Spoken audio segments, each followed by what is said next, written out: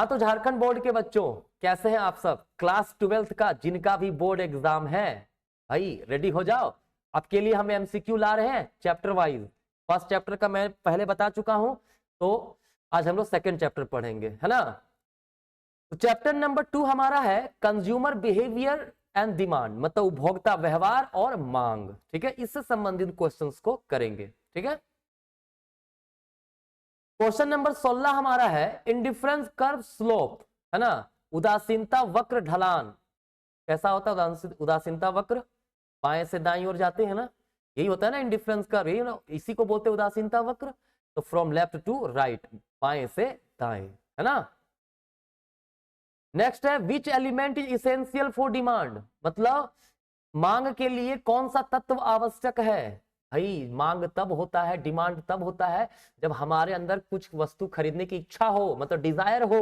ठीक है, पेमेंट करने का कुछ हमारे अंदर विलिंगनेस हो। ठीक है, एक फिक्स कीमत दिया हुआ हो, तो तीनों के तीनों हमारे आ जाएंगे।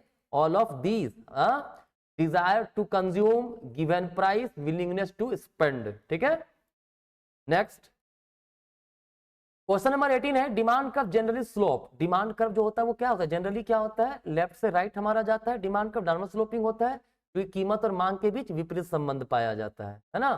तो क्या होगा, downward from left to right, बाएं से दाएं नीचे की ओर। ठीक है, नेक्स्ट 19 नंबर है, कहता था स्लोप ऑफ बजट लाइन, है ना, बजट रेखा या मूल्य रेखा जिसको बोलते हैं, उसका ढलान कैसा होता है? वो देखो इस प्रकार से होता है बजट लाइन, है ना, और ये ऋणात्मक ढाल का होता है, तो इसका ढलान होता है px बटा py, है ना, कीमत का रेशियो। ठीक है, तो ऑप्शन नंबर सी हमारा करेक्ट आंसर होगा। कई जगह कई बार बच्चे कर देते हैं क्या है, px बटा py। ठीक है, तो कई बार ना अगर क्वेश्चन में माइनस ऑप्शन दिया है, माइनस में दिया है, तो आप लोग उसी को करोगे। ठीक है, नहीं दिया तब इसको क्लिक कर सकते हो, कोई दिक्कत नहीं है। ठीक है, नेक्स्ट है when TU become maximum, MU is जब टोटल यूटिलिटी कुल उपयोगिता जो हमारा होता है वो अधिकतम होगा। ठीक है, तो वहां पर सीमांत उपयोगिता क्या होता है? आपको पता होगा सीमांत उपयोगिता लगातार घटते हुए चला जाता है ना। तो जब कुल उपयोगिता अधिकतम होगा तो सीमांत उपयोगिता वहां पे 0 होता है। ठीक है, ऑप्शन नंबर सी, 0।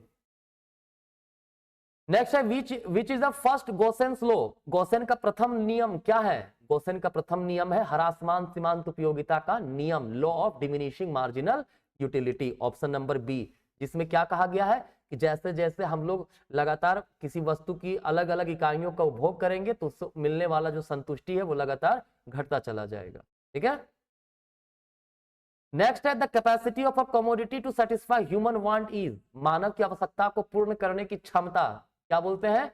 उपयोगिता को कहते हैं, यूटिलिटी, है ना। क्लियर है, simple question. Next, who propose the ordinal utility analysis. देखो जो उपयोगिता का क्रमवाचक विचारधारा है किसने लाया था? तो संख्यावाचक लाया था मार्शल ने, लेकिन क्रमवाचक ऑर्डिनल कौन लाया? हिक्स एंड एलन ने। ठीक है, चलिए नेक्स्ट है the demand for which type of commodity decreases with an increase in consumers income. कहता है जब उपभोक्ता का इनकम बढ़ेगा तो जिस वस्तु का मांग घट जाए उसको क्या कहते हैं? उसको निम्न कोटि का वस्तु कहते हैं। ठीक है, घटिया वस्तु, है ना। तो क्या होगा हमारा? इंफीरियर गुड्स, घटिया वस्तु। ठीक है, नेक्स्ट है total utilities maximum the value, ये तो अभी बताए थे, है ना, कि जब सीमांत उपयोगिता हमारा 0 होगा तब कुल उपयोगिता अधिकतम होगा, है ना। Next, generally the indifference curve is, indifference curve कैसा होता है? इसी प्रकार का बनता है ना, क्या है ये? कॉन्वेक्स टू दी ओरिजिन, है ना, मूल बिंदु की ओर उत्तल होता है। ठीक है, क्या होता है? मूल बिंदु की ओर उत्तल। ये उठा हुआ पार्ट जो है ना, उठा हुआ पार्ट मूल बिंदु की ओर होता है। ठीक है, तो कॉन्वेक्स टू ओरिजिन, है ना, मूल बिंदु की ओर उत्तल, ऑप्शन नंबर सी। नेक्स्ट है which of the following is the combination of competitive item, है ना, प्रतिस्पर्धी वस्तु, जिसको प्रतिस्थानापन वस्तु ही बोलते हैं। क्या बोलते हैं? प्रतिस्थानापन वस्तु। ठीक है, या स्थानापन वस्तु जो बोलिए आप, है ना, क्या है? मतलब एक के बदले दूसरे का यूज, है ना। तो क्या होगा? कार और पेट्रोल नहीं होगा चूंकि साथ में प्रयोग होता है, पेन इंक भी साथ में होता है, ब्रेड मक्खन भी साथ में होता है, कंबल और रजाई, ब्लैंकेट एंड क्विल्ट्स। ठीक है, दोनों में से किसी एक से काम चल सकता है। नेक्स्ट है which of the following is an example of exception और लॉ ऑफ डिमांड। जो मांग का नियम का अपवाद कब होगा? मांग का नियम कहता है ना कि अन्य चीजें स्थिर रहने पे कीमत बढ़ेगा तो मांग घटेगा, और कीमत घटने पर मांग बढ़ेगा, ठीक है। लेकिन उसका कुछ अपवाद भी है। कब? प्रतिष्ठित वस्तु मतलब प्रेस्टिजियस गुड्स, ठीक है। कंज्यूमर्स इग्नोरेंस मतलब उपभोक्ता जब अज्ञानी होता है, इग्नोर कर देता है। गिफन गुड्स, गिफन वस्तु जो जिसको कहते हैं। तीनों ही सिचुएशन, तीनों हमारा क्या है? अब मांग के नियम का अपवाद है, ठीक है। तो सवाल इस तरह से आ सकते हैं भाई, याद रखना।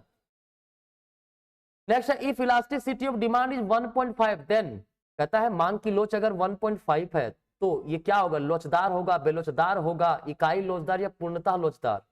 देखो लोचदार का मतलब इलास्टिक डिमांड का मतलब elasticity of demand greater than 1 हो, इन इलास्टिक का मतलब लेस देन 1 हो, यूनिट मतलब ई बराबर 1 हो, और परफेक्टली इलास्टिक ई बराबर इनफाइनाइट हो। तो 1.5 है ना, एक से ज्यादा है तो ऑब्वियस सी बात है इलास्टिक होगा, लोचदार मांग, है ना।